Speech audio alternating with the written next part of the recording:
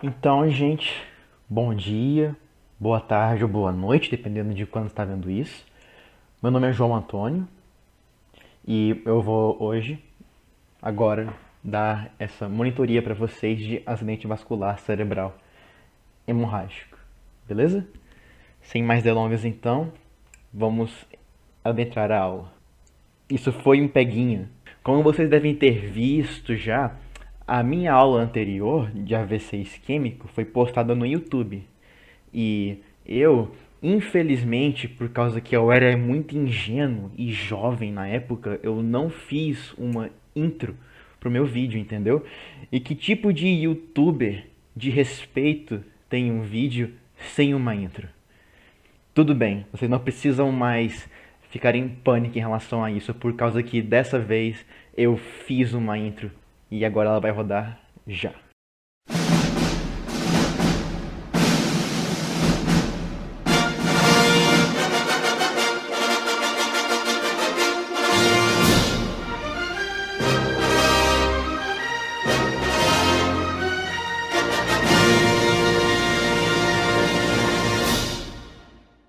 Espero que você tenha gostado da intro. Agora vamos começar a aula de verdade, tá bom? Só um pequeno disclaimer, uma pequena informaçãozinha antes de começar a aula.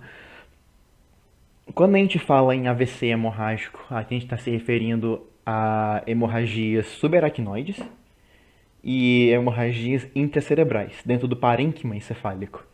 A hemorragia epidural e subdural não vão ser abordadas nessa aula, entendeu? Por causa que elas encaixam melhor em uma aula de trauma. Ok, agora de verdade vamos começar. O que é uma hemorragia subaracnoide? É simplesmente, que nem eu pus no tópico ali, o sangue no espaço subaracnoide.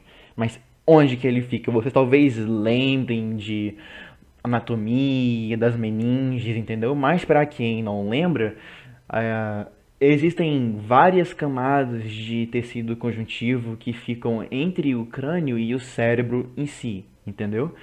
A gente tem a dura mater, a gente tem a subaracnoide e a pia mater. A dura mater é a mais externa, a pia mater ela é grudada no cérebro basicamente, a subaracnoide ela fica no meio, entendeu?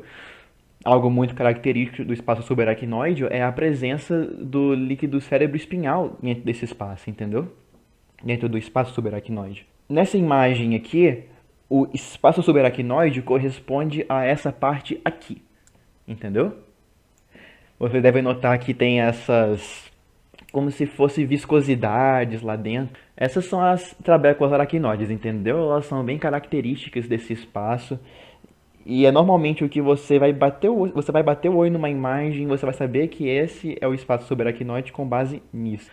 E é justamente nesse espaço em que a gente espera encontrar sangue nesse tipo de hemorragia. E a hemorragia intraparenquimatosa?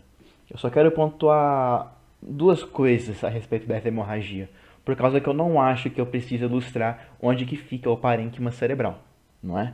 Quando eu digo parênquima, eu quero dizer o tecido cerebral mesmo, os neurônios, o córtex, os giros e sulcos, os núcleos e tudo mais, tá bom?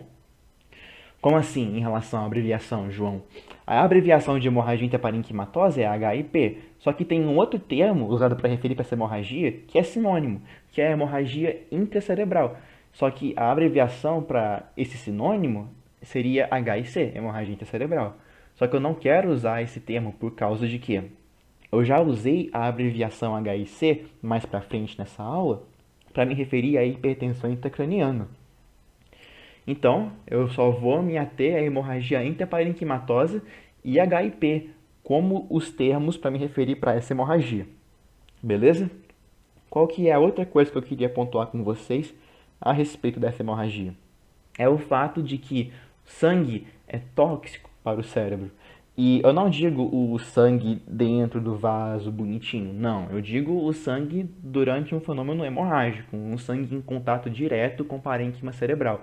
Ele vai ter um efeito tóxico para o cérebro. Vai causar edema, vai deixar inflamado, vai levar à perda de função das regiões em que ele está. E isso é importante para entender a clínica depois, tá bom? A barreira hematoencefálica existe por um motivo. A primeira coisa que eu quero falar com vocês nessa aula a respeito dos AVCs hemorrágicos são as causas e as etiologias deles, beleza? Essa imagem aqui, ela resume bem o que eu vou dizer, entendeu? O subaracnoide, normalmente a causa são aneurismas, sangramentos intraparenquimatosos na região dos gânglios da base da hipertensão, e os lobares têm várias, entendeu? Parecem muitas causas assim, mas relaxa, a gente vai abordar uma por uma, para ficar mais fácil de mastigar, tá bom? A primeira etiologia que eu vou discutir com vocês etiologias que eu vou discutir com vocês são as etiologias referentes à hemorragia subaracnoide. Elas podem ser divididas em etiologias traumáticas e não traumáticas, tá bom? A etiologia traumática ela é bem intuitiva, é um trauma direto no crânio e vai causar um rompimento de um vaso pelo mecanismo traumático e o sangramento, tá bom? Causas traumáticas podem causar hematomas em qualquer nível do cérebro, tá bom? Então isso não é algo exclusivo da subaracnoide, mas eu coloquei aqui por causa que essa é a etiologia mais comum para hemorragia subaracnoide, tá bom? Mas nossa atenção nessa aula aqui vão ser para as causas não traumáticas, que são mecanismos de hemorragias espontâneos, não tem um trauma evidente. E quais são as etiologias não traumáticas mais comuns? Aneurismas e malformações arteriovenosas. Vamos começar com os aneurismas, porque eles são os mais comuns das não traumáticas, beleza? Só quero retomar com vocês os tipos de aneurismas. O mais comum, de longe, são aneurismas saculares, ou aneurismas de Berry, entendeu? É como se fosse um balãozinho, ou um saquinho mesmo, igual nessa imagem aqui que eu coloquei para vocês. Um outro tipo de aneurisma que a gente também pode encontrar são os fusiformes, que a dilatação do vaso é simétrica. Ela ocorre igual ao longo de toda a parede do vaso, diferente do sacular, que ocorre normalmente só em um lado e forma o saquinho. A próxima etiologia não é tanto um aneurisma mesmo. É um aneurisma falso, um pseudoaneurisma, entendeu? Essa imagem aqui mostra o quê? Que não é a parede do vaso dilatando, é o sangue entrando dentro da própria parede do vaso. Isso a gente tem um nome já, a gente chama de dissecção. Isso é uma dissecção arterial, que nem numa dissecção de aorta, por exemplo. Só que isso ainda pode levar a hemorragia subaracnoides, entendeu? Então eu coloquei aqui, tá bom? A outra etiologia que eu vou falar para vocês é o aneurisma micótico. Das quatro aqui, a mais rara. Por causa que o mecanismo etiológico mais comum é o surgimento de uma endocardite infecciosa, normalmente levando à formação de vegetações nas válvulas cardíacas e, com o tempo, algumas dessas vegetações se desprendem e embolizam. E aí elas podem parar em algum vaso cerebral, causar uma infecção local e enfraquecer na parede do vaso e formando um aneurisma micótico, um aneurisma infeccioso. Micótico faz parecer que é fungo, né? Só que não são só fungos que causam esses aneurismas, tá bom? Pode ser bactéria, pode ser vírus e o que há. Agora, o que causa um aneurisma? Sim, a gente já está entrando na causa da causa da causa, né? Mas isso aqui é importante por causa que aqui a gente vai encontrar fatores de risco para esses pacientes. O mecanismo base, eu não vou entrar muito, por causa que não é uma aula de aneurisma. Mas o mecanismo base é o enfraquecimento ou então um dano direto à parede do vaso. O vaso arterial, ele tem fibras elásticas que deixam ele ficar com o mesmo formato. Ele consegue esticar, só que ele volta para o mesmo lugar, porque as fibras elásticas puxam ele de volta. Agora, se tem qualquer mecanismo que causa dano ao vaso, desgastando as fibras elásticas, ele vai perdendo essa capacidade de voltar à forma original dele. E daí forma um aneurisma, entendeu? E aí daí ele incha. Agora, o que pode levar a esse enfraquecimento ou dano? A causa mais comum é a própria hipertensão arterial sistêmica. Daí o fator de risco importantíssimo para AVCs hemorrágicos. Outras causas também incluem o uso de substâncias simpatomiméticas, que são substâncias que imitam a ação do sistema nervoso simpático. Pode ser algo iatrogênico mesmo, com adrenalina ou o que for, assim como pode ser algo por drogas ilícitas, como anfetaminas ou cocaína. Tabagismo também entra aqui, e assim como álcool, e tem muitas outras causas mais incomuns, mais raras, que eu não vou entrar porque isso é caber mais em mal de aneurisma, beleza? Mas não esquece de hipertensão, dos simpatomiméticos e do mecanismo de quê? De enfraquecimento da parede do vaso, que aí ele fica fraquinho, perde a fibra elástica e incha, forma um aneurisma, beleza? Agora, quais são os sítios mais comuns para a formação de aneurisma na circulação cerebral?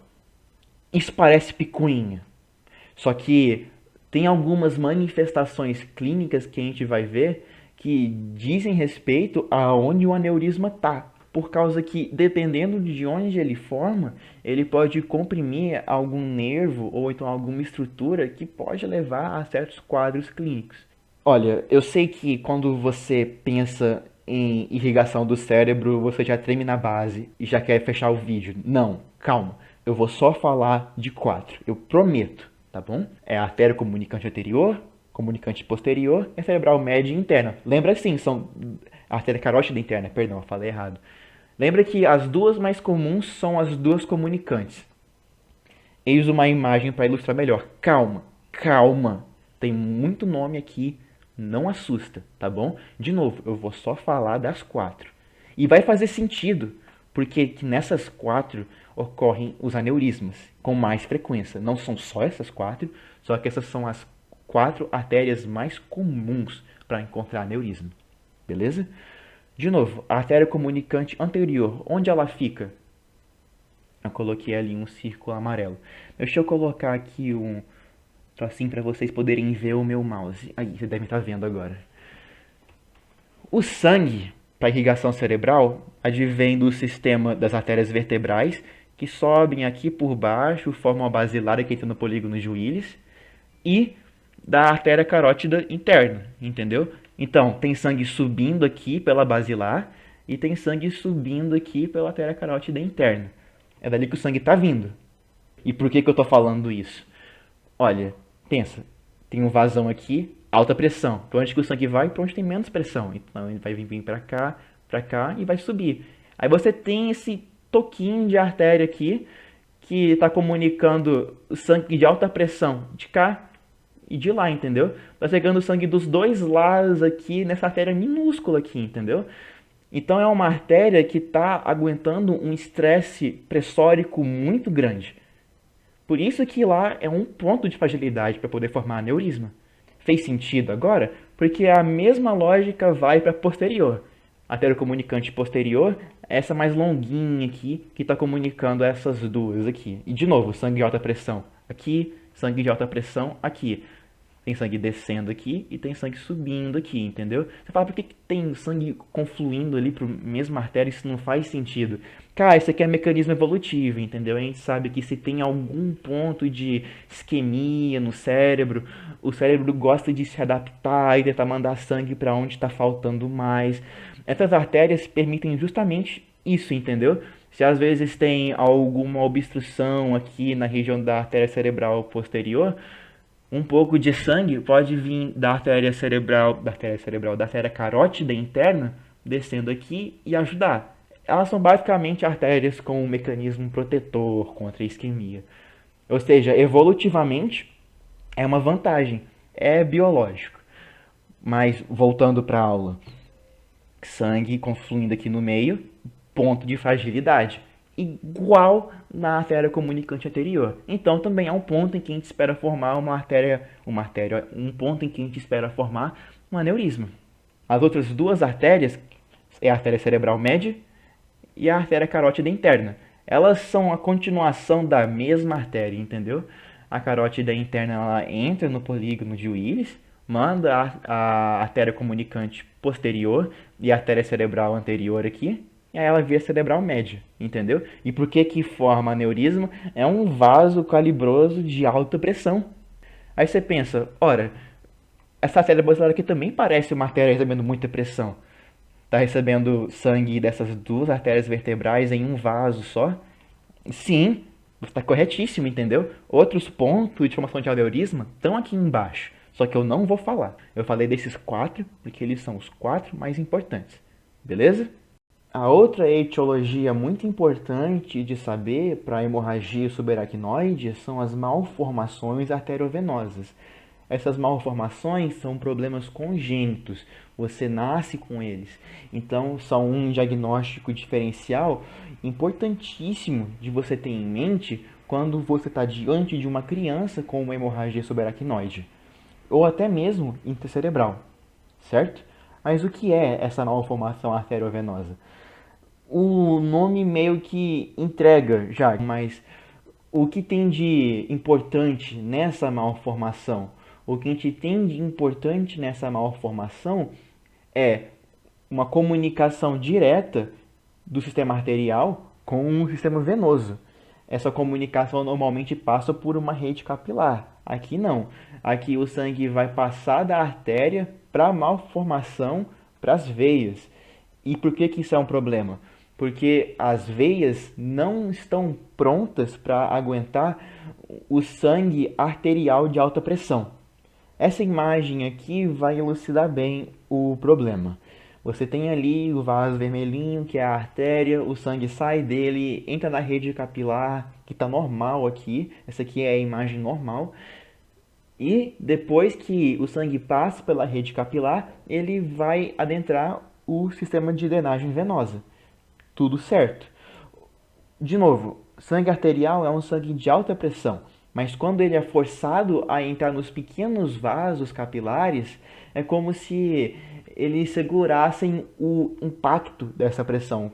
Quando o sangue sai dos capilares e adentra as veias, ele já não tem a mesma pressão. Por causa de quê? Bem, isso vai de biofísica. Quando o vaso é menor, você tem mais resistência para a passagem de sangue lá dentro. Essa resistência é o que ajuda a diminuir a pressão desse sangue antes de ele entrar para o sistema venoso. Esse mecanismo é inexistente em uma malformação arteriovenosa, que é essa outra imagem. Você tem o sangue arterial passando por esses vasos mal formados e indo direto para as veias. Veias não estão preparadas para aguentar essa pressão. E como se isso não bastasse, esses vasos mal formados são por si só frágeis e muito susceptíveis a romper diante dessa pressão. Por isso que as malformações arteriovenosas predispõem hemorragias. Não só subaracnoides, mas intraparenquimatosas também. Mas, de novo, voltando para hemorragias subaracnoides, são aneurismas e malformações arteriovenosas, as etiologias mais comuns, das não traumáticas, né? Não esquecendo que, se você for olhar como um todo, as causas traumáticas são as mais comuns. Por fim, das etiologias da hemorragia subaracnoide, eu quero falar com vocês sobre o gatilho para a lesão e para o sangramento, seja dessas malformações arteriovenosas ou então para romper o saquinho de aneurisma. O mecanismo gatilho são aumentos agudos da pressão arterial. E as causas desse aumento agudo podem variar desde motivos como mau controle pressórico ou uso de drogas ilícitas, simpatomiméticas, até mesmo coisas bem banais. Vamos supor, você está na internet, aí você lê a opinião de algum sujeito, por qualquer motivo você acha essa opinião bem estúpida, e aí você fica com raiva. Ou então você acha engraçado e ri, e isso causa aumento pressórico. Isso pode levar ao rompimento, entendeu? Esses é, aumentos banais, cotidianos da pressão arterial podem ser o gatilho para o sangramento.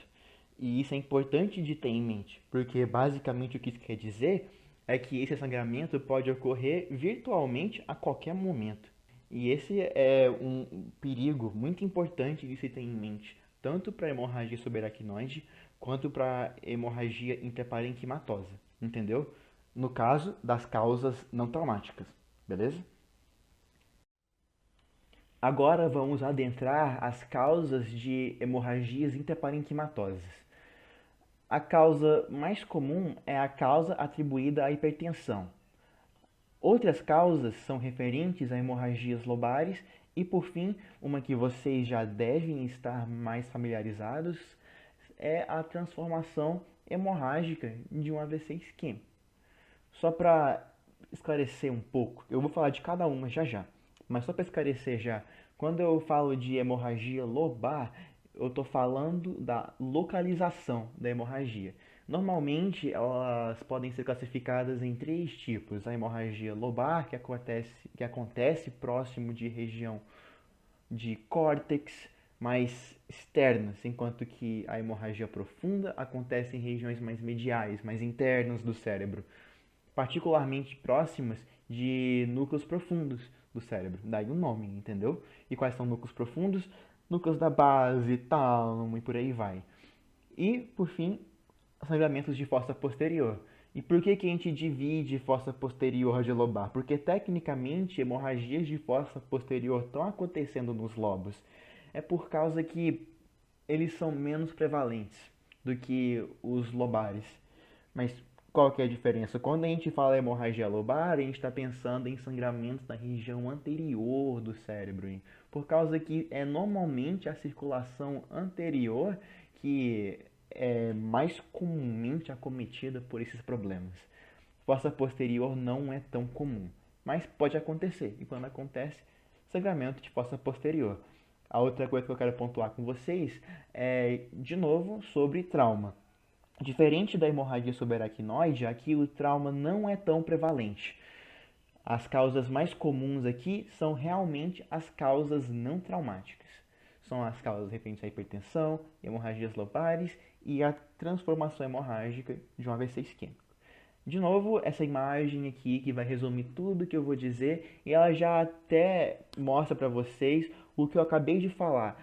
Essa hemorragia de basal ganglia é a hemorragia profunda, entendeu? Na parte mais medial, em cima dos núcleos profundos do cérebro.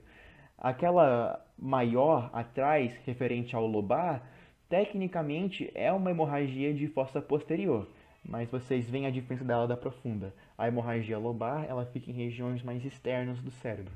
Agora, adentrando a causa referente à hipertensão, só quero pontuar com vocês a importância da hipertensão nesses pacientes. Fator de risco importantíssimo, aumenta o risco em 8 vezes de um acidente vascular isquêmico e em 4 vezes o risco de um acidente vascular cerebral, tá? Hemorrágico. E como que ocorre esse fenômeno hemorrágico? Cara, a própria pressão leva ao rompimento dos vasos. Claro que não é qualquer vaso que rompe. Quando a gente pensa em uma artéria, que normalmente há um vaso próprio para aguentar altas pressões se rompendo, a gente pensa em vasos arteriais pequenos. E quais são vasos arteriais pequenos que são característicos de serem os que normalmente vão se romper no caso da hipertensão? São as artérias lentículo-estriadas. São ramos perfurantes que emergem da artéria cerebral média e vão para aquela região que eu elucidei no slide anterior. Aquela região medial, com os núcleos da base e com o tálamo, certo? Aqui uma imagem agora num corte no plano coronal para poder mostrar melhor, tá bom? Dentro desse círculo amarelo aí estão as artérias lentículo-estriadas. Olhem para elas, são artérias bem pequenininhas que vão para a região mais profunda do cérebro. São essas artérias aí que caracteristicamente vão se romper nos pacientes com uma hipertensão arterial sistêmica mal controlada, levando a esse sangramento, certo? E não só núcleos da base são acometidos por essas hemorragias hipertensivas, como elas também podem ocorrer na região de ponte e no cerebelo. Não é tão comum e não é tão característico, mas também podem acontecer lá, porque essas também são regiões que recebem alguns ramos perfurantes de pequenas artérias, certo? Essa etiologia é mais comum em pacientes com menos de 60 anos de idade. que é contra-intuitivo, não é? Quando você pensa em hipertensão, você pensa justamente, particularmente hipertensão no contexto de uma hemorragia, você pensa em um paciente mais idoso. Então, por que menor que 60 anos? Porque tem uma outra causa que é ainda mais comum nos pacientes com mais de 60 anos, e eu vou falar dela já já, beleza? E só um bônus mesmo é que esse sangramento pela própria hipertensão, essa hemorragia hipertensiva, ela também pode ser lobar. Não é tão comum. Normalmente ela vai acometer pequenas artérias perfurantes em regiões mais internas do cérebro, mas ela pode sim ser lobar, tá bom? Agora, adentrando as causas referentes a hemorragias lobares. Pontuando de novo, hemorragias lobares estão acontecendo onde? Nas regiões dos lobos do córtex cerebral, mas externas, não naquela região profunda não. Qual que é a causa mais comum dessa hemorragia lobar? É a angiopatia amiloide cerebral.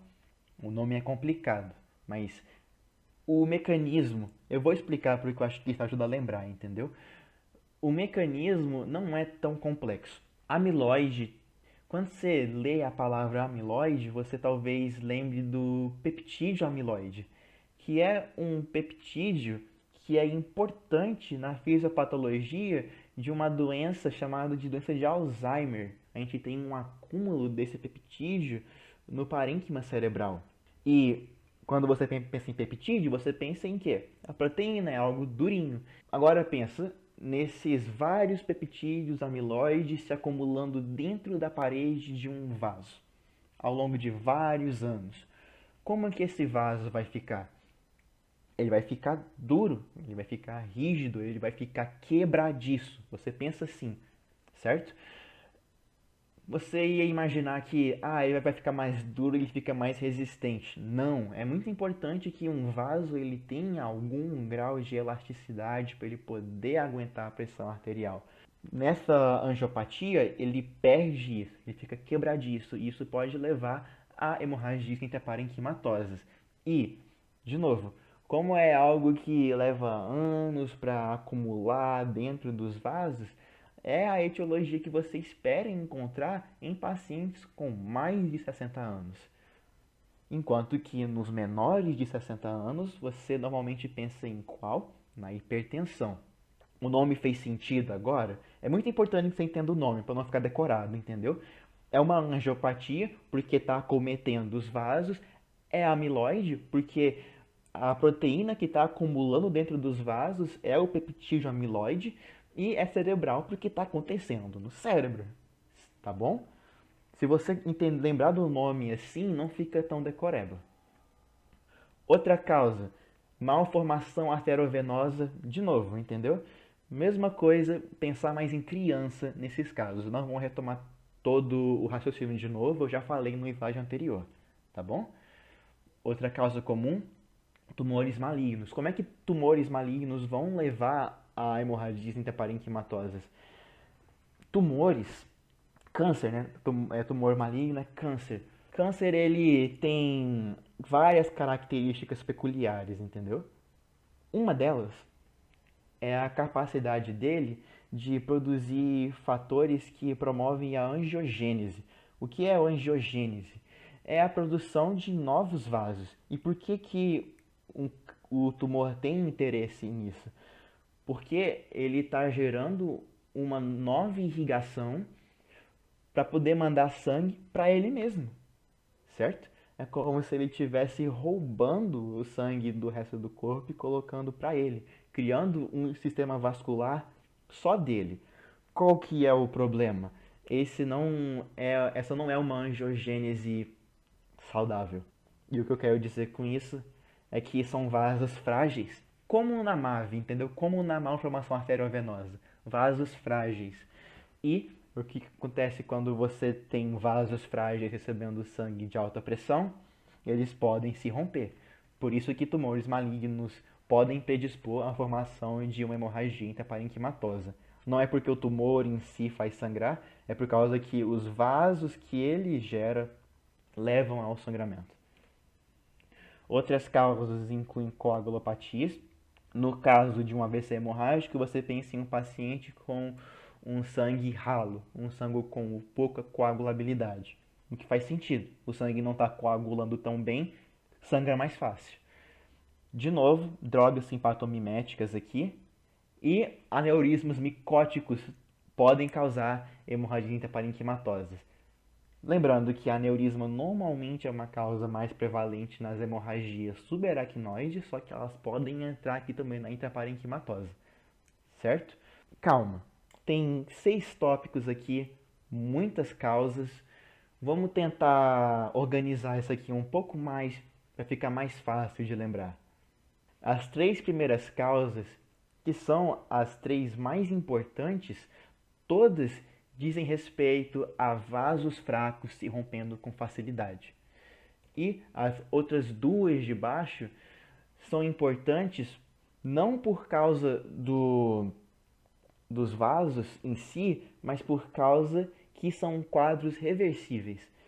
Coagulopatias podem ser revertidas em um quadro de emergência. Drogas simpatomiméticas, a ação delas pode ser combatida com o uso de outras drogas no quadro de emergência. Por isso que essas 5 são importantes de ter em mente, certo? Mas agora, se você quer escolher umas 3 para você lembrar, lembra da angiopatia, não pode esquecer, lembra da malformação arteriovenosa e lembra da coagulopatia, tá bom? São 3 causas muito importantes. Quais 3? De novo, angiopatia amiloide cerebral, malformação arteriovenosa e coagulopatia, particularmente menor coagulabilidade do sangue, certo? Quando a gente pensa no acidente vascular isquêmico, aí a gente pensa em coagulopatias que deixam o sangue mais fácil de coagular. Que aí lembra que vai formar o trombinho e vai entupir a artéria, isso é de outra aula, tá bom? Aqui é o sangue mais ralo, que não tá pensa assim, que não está cicatrizando direito e sangra mais fácil. E, por fim, a transformação hemorrágica do AVC isquêmico. Por que ela acontece? Alteplase, um mau controle da pressão arterial, ou então a própria lesão por reperfusão. Vocês talvez lembrem que quando a gente estuda acidente vascular cerebral isquêmico, nós estudamos também vários critérios para você realizar ou não a intervenção com alteplase, justamente para prevenir essa transformação hemorrágica. Cadê? Desses 3 aqui, a alteplase faz sentido, não faz? Ela vai deixar o sangue mais ralo. Isso pode promover uma hemorragia. Explicação bem simplificada, tá bom? Mau controle da pressão arterial, não vou nem explicar, é intuitivo também. Lesão por reperfusão talvez não seja tão intuitivo. Lembrou que tinha aquele critério para iniciar a alteplase que se a área de isquemia fosse muito grande, era melhor você não iniciar? Quão grande, particularmente? Maior do que 1/3 do território de irrigação da artéria cerebral média. Mas enfim, por que uma área de isquemia grande contraindica o início de alteplase? É a lesão por reperfusão. E o que é essa lesão? Dentro da área de isquemia, não só o cérebro morre, os vasos também entraram em necrose, certo?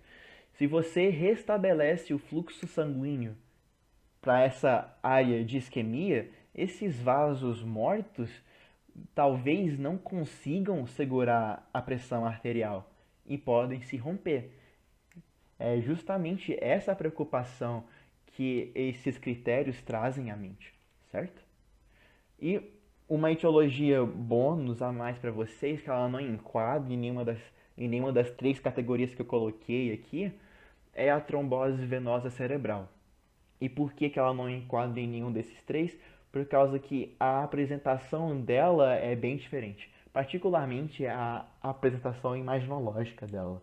Só para esclarecer de vez mesmo como que ela leva ao sangramento, olha, a trombose venosa cerebral é como se fosse a TVP do cérebro. TVP é trombose venosa profunda. vai formar um coágulo dentro do sistema de drenagem venosa cerebral. O sangue não vai conseguir drenar, vai acumular no sistema venoso, pode romper e sangrar. Simples assim, certo? Claro que se a gente fosse entrar no tema mais a fundo, tem muitas outras nuances, mas a propósito dessa aula, saber isso tá ótimo, tá bom? Então, gente, eu falei várias causas, agora muitos nomes diferentes, então eu decidi fazer esse slide aqui como um resumo para poder ajudar vocês a lembrarem do que eu falei até agora, certo? Tanto a respeito de etiologias da hemorragia subaracnoide quanto de etiologias da hemorragia intraparenquimatosa, tá bom?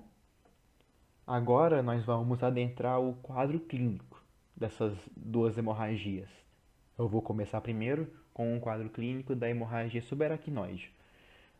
Antes de entrar no quadro clínico próprio, eu quero falar para vocês da apresentação prodrômica. O que é algo prodrômico? É algo que acontece antes do evento ictal. O que é o evento ictal? É o evento máximo, é como se fosse o pico do quadro clínico.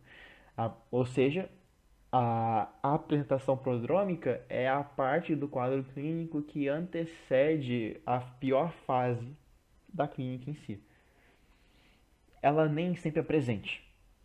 Na hemorragia subaracnoide, apenas de 10 a 50% dos pacientes vão ter esse quadro prodrômico, essas manifestações antes de acontecer o sangramento em si.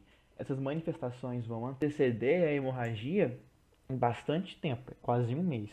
E basicamente consiste em dores de cabeça, tonturas, dor orbital, entre outros. Qual que é o ponto? Não é algo prevalente e mesmo quando acontece é muito sutil. Você não vai imediatamente pensar em hemorragia subaracnoide em um paciente que está simplesmente com tontura ou com cefaleia. Você pensa em outras coisas normalmente. Então é um diagnóstico difícil de fazer, ok? Agora entrando na apresentação clássica de uma hemorragia subaracnoide. Qual que é um sinal, não um sinal, um sintoma que é quase patognomônico de hemorragia subaracnoide? É a cefaleia em trovoada, que é uma cefaleia que é intensa e súbita. E é muito característico também do paciente dizer que é a pior dor da vida dele. Isso é algo que vocês têm que pensar sempre. Quando você pensa em clínica de hemorragia subaracnoide, você pensa em um paciente com uma cefaleia intensa e súbita, pior dor da vida. Qualquer outra parte da clínica que esse paciente pode manifestar? Uma hemorragia retiniana que você pode ver no exame de fundoscopia. Às vezes, a cefaleia entrovoada e a hemorragia retiniana podem ser os únicos sinais clínicos de uma hemorragia subaracnoide de um paciente. Mas quais são outras coisas que ele costuma apresentar também? Sinais meníngeos, déficits neurológicos e sinais e sintomas de hipertensão intracraniana. Os dois primeiros é autoexplicatório, não é? Esses três últimos consistem em vários sinais e sintomas, então eu vou falar de cada um deles. Vamos adentrar agora os sinais meníngeos da hemorragia subaracnoide. Antes de falar deles em si, eu quero pontuar o porquê deles acontecerem. Não é tão complicado. Lembra do que eu falei no começo da aula? Sangue é tóxico para o cérebro. E não só para o cérebro, como para as meninges também. Como você, nessa hemorragia, você vai ter o acúmulo de sangue no espaço subaracnoide, é inevitável que esse sangue vai acabar entrando em contato com a aracnoide, com a meninge. E quando esse contato acontecer, isso vai gerar um processo inflamatório na aracnoide. Ela vai ficar inflamada, ela vai ficar irritada. E é justamente essa inflamação dessa meninge que vai levar à manifestação desses sinais, certo? Quais são? Primeiro, rigidez nucal. Esse é um clássico. O paciente aí não vai conseguir fazer a flexão do pescoço, porque ele vai sentir muita dor. O outro é cefaleia. As meninges são órgãos muito bem inervados, então eles doem bastante.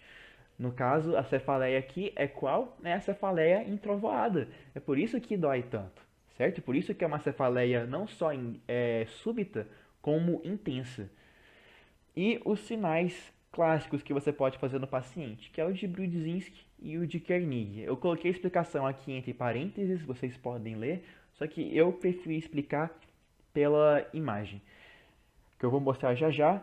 Um outro sinal que tem também é fotofobia. Não é tão importante quanto os quatro que eu citei acima, mas eu achei relevante falar dele também, por causa que às vezes você pensa em um paciente com uma crise de dor e fotofobia, você pode acabar pensando se não é uma crise de enxaqueca. Não. Fotofobia em si pode ser uma manifestação de um sinal meníngeo, ok? Vamos falar agora desses sinais que você pode fazer no exame físico. São esses dois. Perdoem a baixa resolução da imagem, mas dá pra ver, não dá? Olha, o de cima é o de Kernig. Como é que você faz o sinal de Kernig? Você pega a perna do paciente, aí está em decúbito dorsal. Você pega a perna do paciente e você coloca a coxa dele em um ângulo de 90 graus com a maca, certo? E aí você pega a perna dele e você levanta ela. Esse paciente vai ter uma dor muito grande ou uma resistência muito forte contra esse movimento, além de 135 graus. Agora, é claro, qualquer pessoa vai sentir um pouco de dor, um pouco de resistência, mas a dor e a resistência que esse paciente vai sentir vai ser muito grande. O outro sinal é o de Brudzinski. O paciente também deitado na maca, você faz a flexão do pescoço e ele vai puxar as pernas para dentro. O termo correto seria flexão de quadril e joelho, mas eu lembro assim, ele vai puxar a perna para dentro. Vamos falar agora dos déficits neurológicos que a gente espera encontrar em um paciente com hemorragia subaracnoide. Déficits neurológicos são mais prevalentes na hemorragia intraparenquimatosa, certo? Mas a gente pode encontrar alguns aqui na hemorragia subaracnoide. Um déficit neurológico que aponta mais para uma hemorragia subaracnoide é a paralisia dos nervos cranianos 3 e 4. Para quem não lembra, o nervo craniano 3 é o nervo oculomotor e o nervo craniano 6 é o nervo abducente. Já já eu vou falar mais dessas paralisias, tá bom? Outro déficit que você pode ter, que é bem inespecífico, é perda de memória. Outro são síndromes de infarto isquêmico. Para quem não lembra, isso aqui é lá da minha aula de AVC isquêmico. Vocês talvez lembrem que no AVC isquêmico, dependendo da artéria que foi entupida, o paciente tem uma clínica diferente, por causa que diferentes áreas do cérebro estão entrando em isquemia. Aí você tinha a síndrome da artéria cerebral média, síndrome da artéria cerebral anterior, posterior e tudo mais. Aqui você também pode ter, mas o que está causando a isquemia aqui não é uma obstrução, é por causa que, como esse vaso está lesado e o sangue está extravasando, não está tendo um fluxo de sangue adequado para o tecido cerebral que esse vaso tinha que irrigar. Então ele pode entrar em isquemia e manifestar essas síndromes. Eu não vou falar delas, por causa que é um assunto muito grande e essa aula aqui está grande já. Mas quem quiser revisar, tá na minha outra aula, tá bom? E a outra clínica que a gente pode ter é a perda de visão unilateral. Agora, de novo, déficits neurológicos são mais característicos da hemorragia intraparenquimatosa. Mas quando você tem um déficit na hemorragia subaracnoide, o mais importante são as paralisias desses dois nervos. E como é que essas paralisias se manifestam? Por que elas acontecem? Vamos começar com o nervo craniano 3, o oculomotor. Ela acontece normalmente associada a um aneurisma. Lembra que eu falei que o local do aneurisma é importante? Então, aneurismas de artéria comunicante posterior, lá do polígono de Willis, que eu falei há uns slides atrás, podem acabar comprimindo o nervo 3, gerando uma lesão e paralisia dele. E como é que ela se manifesta? Ela se manifesta com um desvio inferior e lateral do olho acometido, assim como pela pupila dilatada. Porque a pupila dilata por causa que esse nervo ele também tem função parasimpática na pupila. O que o sistema parasimpático faz na pupila? Contração. Então, quando o nervo está lesado, a pupila fica como? Dilatada, certo? E no nervo craniano 6, a lesão acontece por causa do trajeto dele. Esse nervo, o nervo abducente, ele tem um trajeto longo e muito próximo da base do crânio. Então, ele tende a se lesar quando? Em quadros de hipertensão intracraniana. Quando a gente vai ver mais para frente que na hipertensão intracraniana o cérebro tende a descer. E quando ele desce, é como se ele apertasse o nervo craniano 6. E aí ele acaba entrando em paralisia. E ela se manifesta com a inabilidade do paciente de fazer o olho dele ir para o lado, por causa que esse nervo ele é responsável pelo músculo reto lateral do olho. Então o paciente não consegue fazer o olho girar lateralmente. No que se refere aos sinais e sintomas de hipertensão intracraniana, o mais prevalente na prática clínica é a redução do nível de consciência, o paciente desacordado. E por que isso acontece? Pela redução da pressão de perfusão cerebral. A pressão de perfusão cerebral é calculada como a pressão arterial menos a pressão intracraniana. Você consegue entender que se a pressão dentro do crânio sobe muito, é mais difícil para o sangue arterial conseguir chegar dentro do cérebro e perfundir o tecido adequadamente? Então, se essa pressão de perfusão cerebral cai muito, ocorre uma hipoperfusão cerebral global e redução do nível de consciência, não diferente de uma síncope, beleza? A próxima manifestação clínica que nem todo paciente vai ter é a tríade de Cushing, que é a manifestação da herniação. E também é um sinal de morte iminente do paciente. Por quê? É uma tendência da matéria ir do local de maior pressão para o local de menor pressão. Quando a pressão intracraniana sobe muito, o cérebro tenta sair de dentro do crânio, o que é impossível, mas ele tenta. E por onde que ele tenta? Pelo maior orifício do crânio, que é o forame magno. Então ele desce em direção ao forame magno. E o que isso causa de tão preocupante? Isso causa a compressão do bulbo. O bulbo é aquela primeira parte do tronco encefálico. E o que acontece quando o bulbo desce em direção ao forame magno? Ele não consegue passar pelo forame magno. Ele acaba se apertando contra ele. Isso gera lesão no bulbo. E como se isso não bastasse, as tonsilas cerebelares também vão herniar sobre o bulbo nessa situação, lesando ele. E por que a lesão do bulbo é preocupante? Por causa que no bulbo nós temos o centro de controle do ritmo cardíaco e do ritmo respiratório, o centro cardiorrespiratório. E agora ficou mais fácil de entender. Não, olha, a tríade de Cushing é hipertensão, bradicardia e arritmia respiratória. Por que a bradicardia acontece? Lesão do centro que regula o ritmo cardíaco no bulbo. Arritmia respiratória, lesão do centro de controle respiratório. E por que a hipertensão acontece? Por causa que, como está tendo uma bradicardia, o seu corpo tenta compensar causando uma hipertensão para poder não deixar que outras partes do corpo fiquem hipoperfundidas, já que o coração não está batendo direito para poder mandar o sangue para os tecidos ou aumentar a pressão. A ideia é essa, entendeu? De novo, sinal de morte iminente isso aqui. Outras manifestações clínicas incluem náuseas e vômitos, papiledema e, que nem eu falei no slide anterior, o déficit neurológico do nervo craniano 6. Por causa de que, lembra, o cérebro está descendo. O trajeto do nervo craniano 6 é pela base da cavidade craniana. Então o cérebro acaba comprimindo ele. E isso gera lesão dele e, portanto, paralisia. Entrando agora no quadro clínico de hemorragia intraparenquimatosa, vocês vão ver que muito do que eu falei, especialmente de hipertensão intracraniana e de déficits neurológicos, valem aqui também. Então, mais do que repetir tudo, eu vou me ater às diferenças. A primeira diferença clínica entre a hemorragia intraparenquimatosa e a subaracnoide é o sintoma ou sinal mais prevalente. Na subaracnoide, era o sintoma de cefaleia entrovoada, intensa e súbita. Na hemorragia intraparenquimatosa, os sinais mais prevalentes são os déficits neurológicos de início súbito e progressivo. Normalmente é a primeira coisa que o paciente vai manifestar. Já é uma diferença.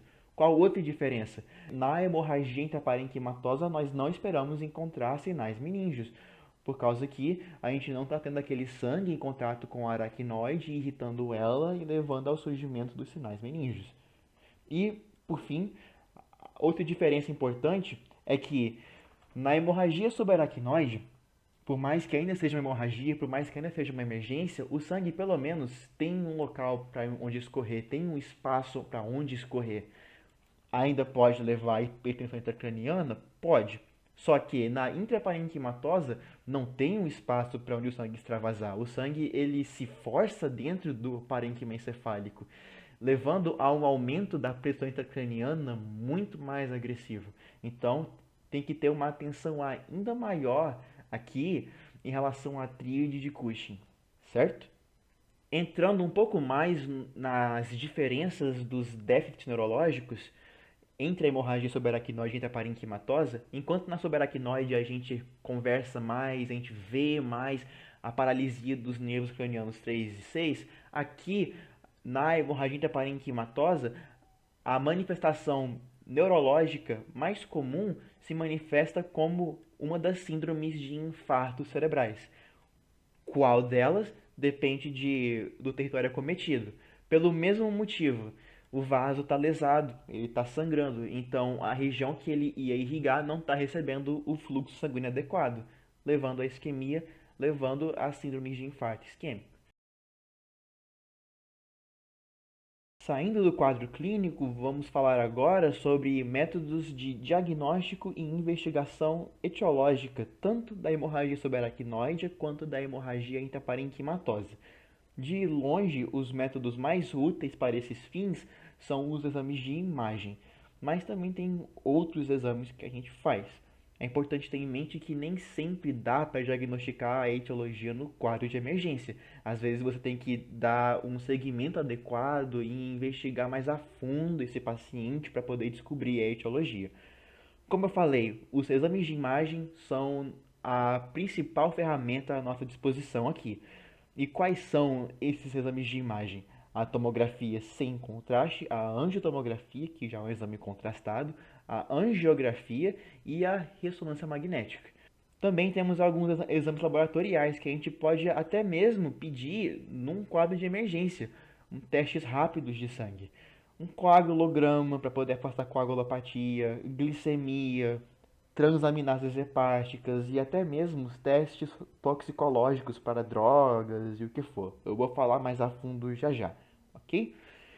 Eu vou falar aqui também um pouco sobre a punção lombar. Ela tem uma parte específica da conduta de hemorragia subaracnoide em que a punção lombar pode ser feita. Eu já vou aproveitar e tentar falar um pouquinho para vocês de meningite, ok? E tem muitos outros exames que a gente pode pedir, beleza? Agora, quais que a gente sempre tem que pedir, ou então quase sempre tem que fazer, e quais que a gente direciona mais para a etiologia? Eu vou falar disso já já, ok? Dando agora mais atenção para os exames de imagem, vamos começar falando sobre a tomografia sem contraste. Esse aqui é o principal, esse aqui é o protagonista. Sempre que você tiver um paciente com suspeita de um AVC, seja isquêmico, seja hemorrágico, você sempre tem que fazer essa tomografia, beleza? É conduta. Um bom exame que você pode fazer depois da tomografia sem contraste é a angiotomografia, que é um exame contrastado. E ele é bom para poder investigar algumas etiologias, principalmente malformações arteriovenosas, aneurismas e vasoespasmos.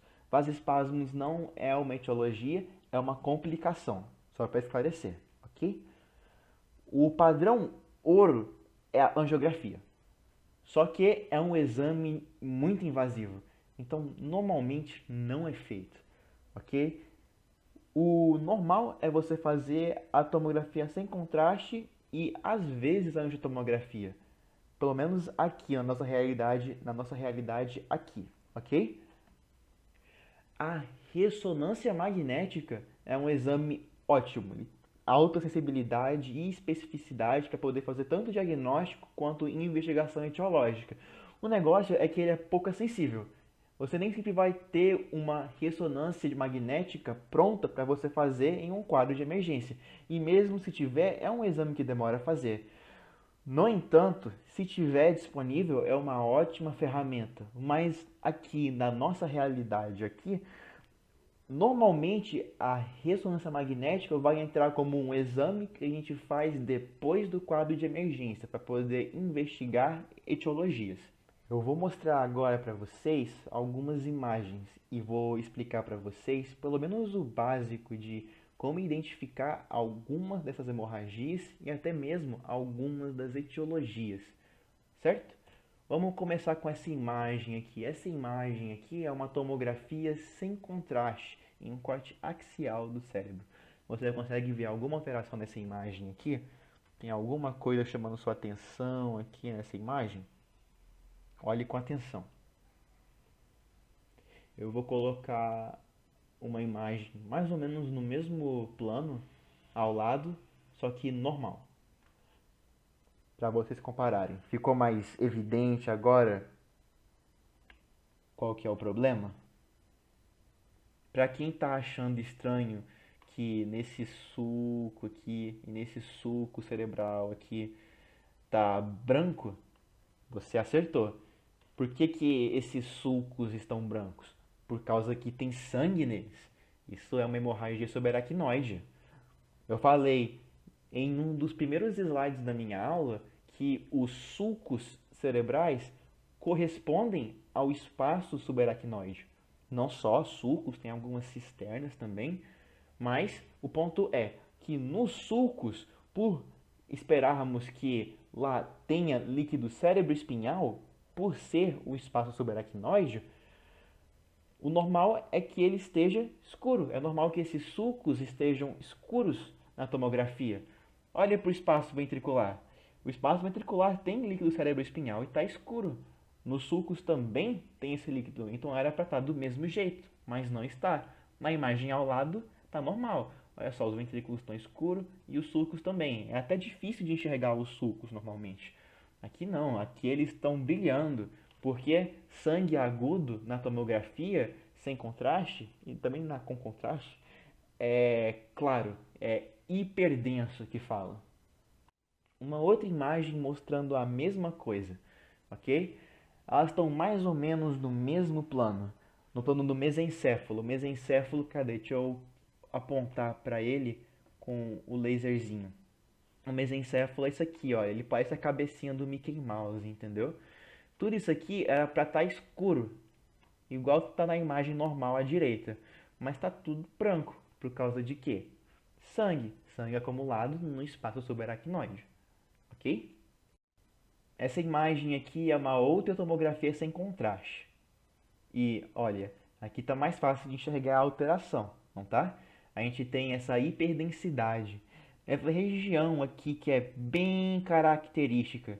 Vocês lembram de um tipo bem particular de hemorragia que eu falei que acontece nessa região? Tenta puxar aí da cabeça. Essa aqui é uma hemorragia intracerebral profunda. Está acontecendo na região medial do cérebro, onde normalmente a gente encontra núcleos da base tálamo. Isso aqui é bem característico de uma hemorragia hipertensiva. Então, só pelo achado imaginológico, a gente não só conclui o diagnóstico, como a gente já tem uma boa ideia da provável etiologia. O tanto que esse exame é útil.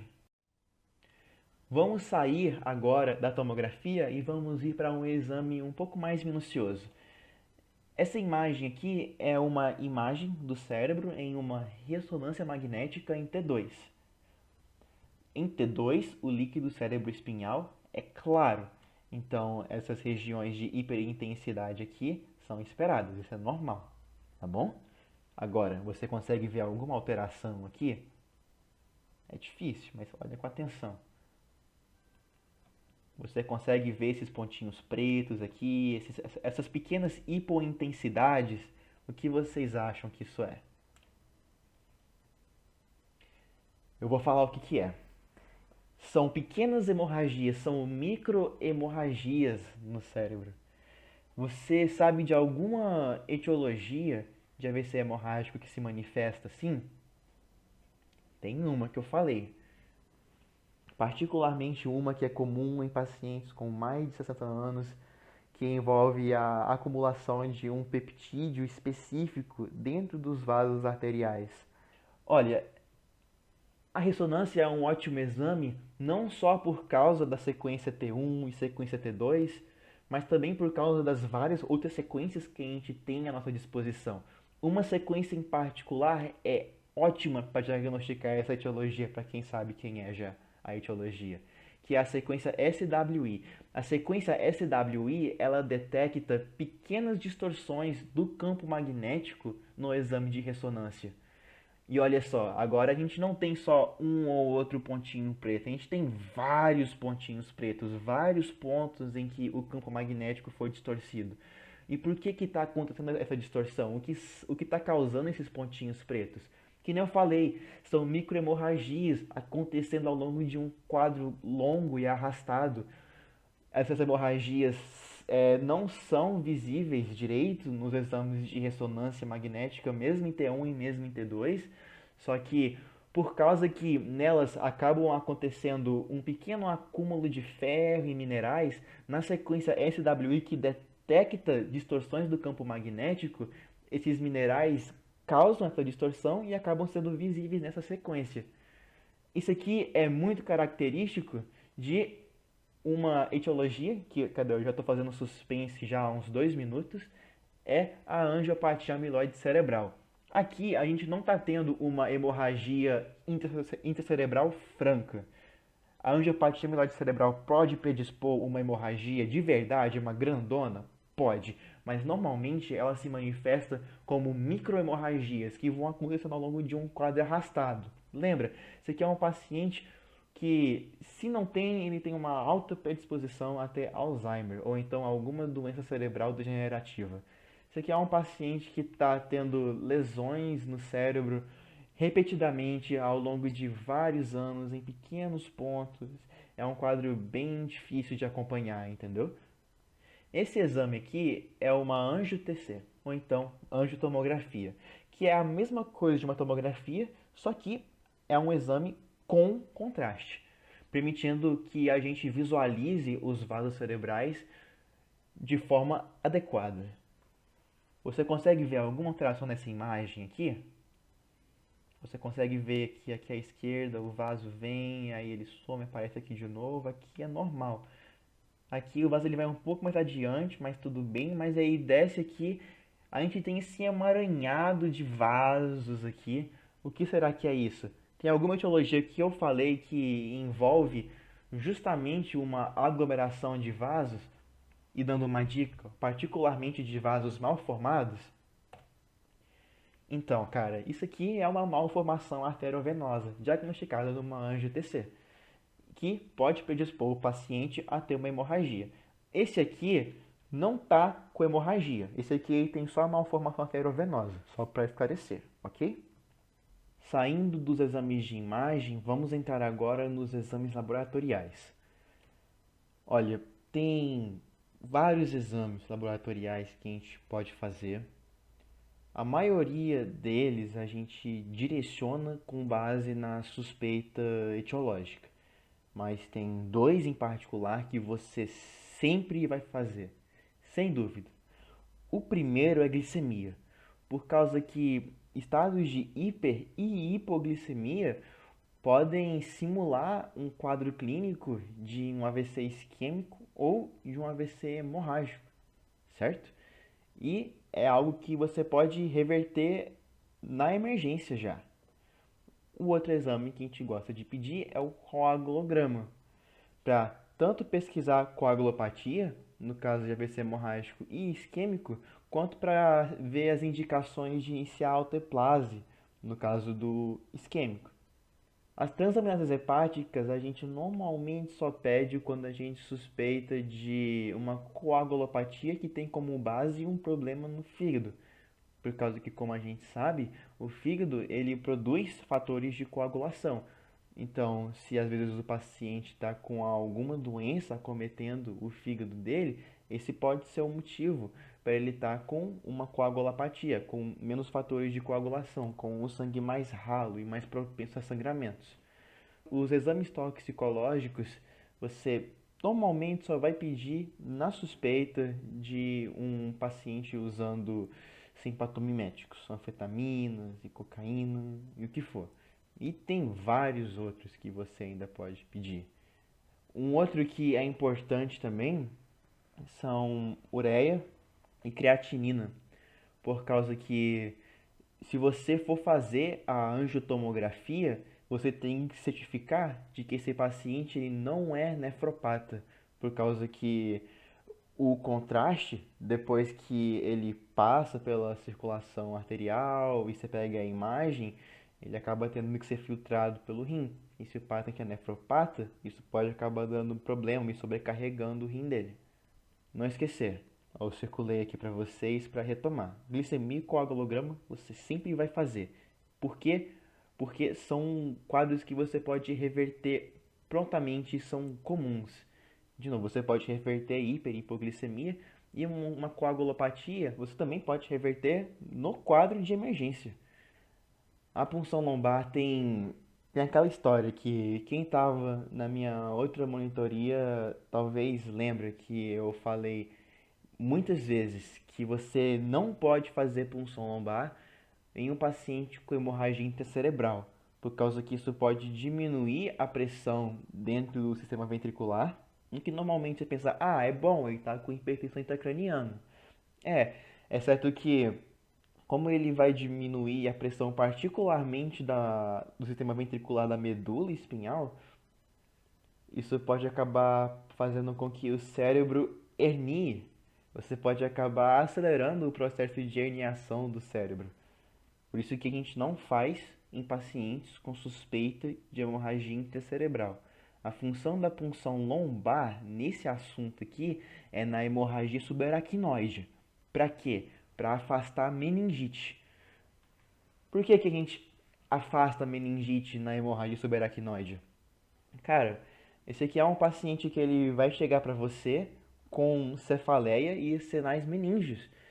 Meningite é um diagnóstico diferencial que você tem que ter em mente. A clínica tem algumas diferenças, como febre e as várias outras manifestações que a hemorragia subaracnoide pode ter, mas é algo que tem que ser afastado. Nem sempre a hemorragia subaracnoide vai vir com aquele quadro clínico classicão, bonitinho. Às vezes vai vir só a cefaleia entrovoada, que é muito característico, associado de sinais meníngeos.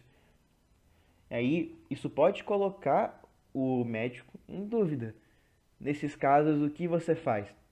A primeira coisa, sem dúvida, tomografia sem contraste.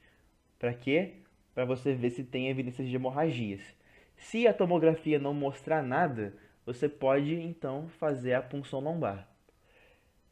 Tem ainda outros exames, além de punção lombar, além de exames de imagem, além de exames laboratoriais que você pode pedir. Além dos que eu já mencionei, isso é. Só que eu vou falar um pouco deles mais pra frente. Só que são exames que você vai só fazer quando já tiver passado o quadro de emergência e você vai fazer direcionando para a investigação etiológica, seja da hemorragia subaracnoide ou da interparenquimatose. Esse esqueminha aqui é para hemorragia subaracnoide, então é bom que ele já aborda punção lombar. Eu tirei essa imagem justamente do livro que eu quero recomendar para vocês verem meningite. Na prova da minha turma, se você tivesse estudado só por esse livro, você tinha ido bem. O que a Mônica cobrou mais foi essa linha de conduta, só que da meningite, e os agentes etiológicos bacterianos mais comuns em certas faixas etárias. E essas duas coisas você pode encontrar nesse livro. É o Amerepan, o Guia de Neurologia.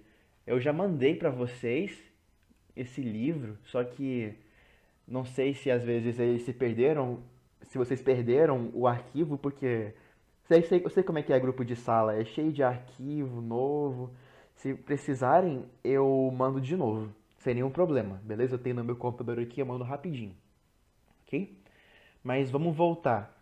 Lembra, meningite, vê esse livro, vê os agentes etiológicos e vê essa linha de conduta no capítulo de meningite. Tem uma parecida aqui para meningite e para encefalite. Vejam essas, vai ajudar muito vocês. Sem mais delongas, agora a gente finalmente está na parte de conduta. Uma coisa que vai ajudar bastante vocês a lembrarem dessas condutas é a ideia de que hemorragia subaracnoide e hemorragia intraparenquimatosa, antes de serem emergências neurológicas, elas são emergências. E o que isso quer dizer? Isso quer dizer que depois de você fazer a tomografia sem contraste, que você tem que fazer, eu vou repetir quantas vezes for necessário, você tem que fazer a tomografia. Depois de fazer a neuroimagem, esses pacientes você tem que ser encaminhados para ficar em um leito monitorizado, certo? O quanto antes. Isso aqui está na diretriz. Quanto mais cedo o paciente for para o leito, maior a taxa de sobrevivência dele. Uma vez no leito, as condutas vão seguir conforme o estado do paciente. Lembra, é uma emergência. À medida que os sinais vitais dele forem caindo, você tem que ir controlar e intervir. É uma emergência. Você não tem como salvar um paciente de um AVC hemorrágico se ele está morto. Você primeiro tem que manter ele vivo antes de iniciar as intervenções mais específicas. Lógico, não é? O básico da emergência é o famoso ABC. Depois disso, o que você pode fazer é reverter coagulopatia, se você detectar alguma no coagulograma. Depois, não depois, ao mesmo tempo, isso aqui é tudo meio que ao mesmo tempo. Você vai monitorar e tratar possíveis complicações. Quais são as complicações? Eu vou falar já já. Você, então, considera a intervenção cirúrgica, que aí a gente já entra numa intervenção mais específica, a gente já está saindo da emergência em si, indo mais para algo neurológico. E depois você vai fazer cuidados e uma investigação após o quadro de emergência. A investigação, no caso, se você ainda não descobriu a etiologia por trás da hemorragia. Os ABCs, vamos começar com os ABCs. Lembra, ABC vem de quê? Airway, Breathing e Circulation. Então pensa assim, é via aérea e circulação. Primeiro, via aérea. Você tem que ter atenção para as indicações de uma intubação orotraqueal. Tem basicamente duas que são boas de ter em mente nenhum quadro de uma hemorragia cerebral. A primeira, se o paciente está com evidências de hipertensão intracraniana, mais redução do nível de consciência, mais Glasgow menor que 8, você pode intubar esse paciente. Porque, lembra, quando a hipertensão intracraniana agrava, a pessoa evolui com uma respiração irregular. Então é muito importante você assegurar a via aérea dele, para poder evitar que essa respiração irregular diminua ainda mais a sobrevida desse paciente. Qual que é a outra indicação? É uma hipóxia refratária a métodos não invasivos de controle de ventilação. O paciente está lá no leito, você tentou as máscaras todas já, o paciente continua em hipóxia, vai para o tubo, não tem jeito. E circulation, o C do ABC, consiste basicamente no controle da pressão arterial. Particularmente, a gente intervém se a pressão arterial sistólica está vindo acima de 180 milímetros de mercúrio, ou então se a pressão arterial média desse paciente está vindo acima de 130 milímetros de mercúrio. Só para retomar com vocês, o cálculo da pressão arterial média não é pressão arterial sistólica mais diastólica dividido por 2, não. O cálculo da pressão arterial média é a pressão arterial sistólica mais 2 vezes a pressão arterial diastólica dividido por 3. Basicamente, é como se você estivesse contando a pressão arterial diastólica 2 vezes na média, ok? É assim que faz cálculo de PA média. É contraintuitivo, só que quando você bate o olho e vê PA média, você já pensa que é só somar a sistólica e a diastólica e dividir por 2. Tá errado, não é assim, ok? Não esqueçam disso. Qual que é a meta pressórica para esse paciente? É em torno de 160 por 90. Por quê? Por causa que nesse quadro de emergência a gente não quer fazer um controle agressivo demais da pressão arterial.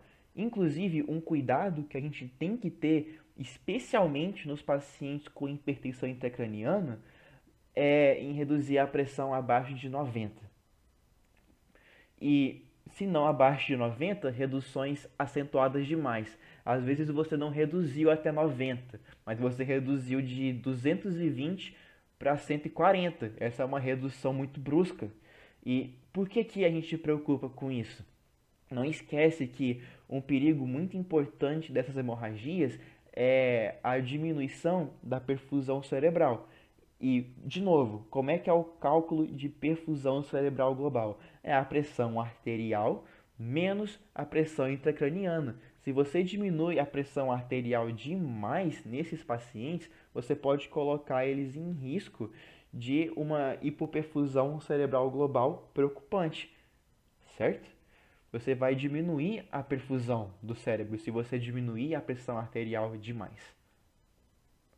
E a gente normalmente intervém com essas medicações aqui, o metoprolol, o diltiazem e o esmolol. São os de escolha aqui no Brasil. O labetalol também é um bom, só que essa não é uma medicação prevalente aqui no Brasil, não.